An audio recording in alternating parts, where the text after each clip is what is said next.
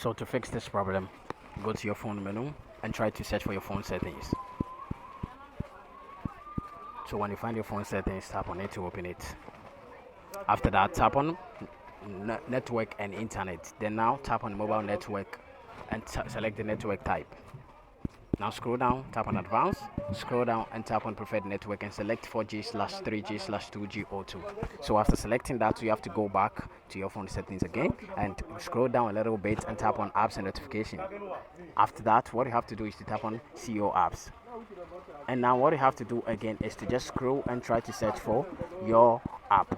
The app is HMRC. So just try to search for HMRC. Just tap on it when you find it. Tap on the first stop, tap on OK, tap on permissions and make sure the camera and storage permission is allowed. Then after that, go back and tap on notifications and make sure the show notification is turned on. Go back and tap on mobile data and Wi-Fi and make sure the background data is turned on. So now go back and tap on, go to your Google Play Store.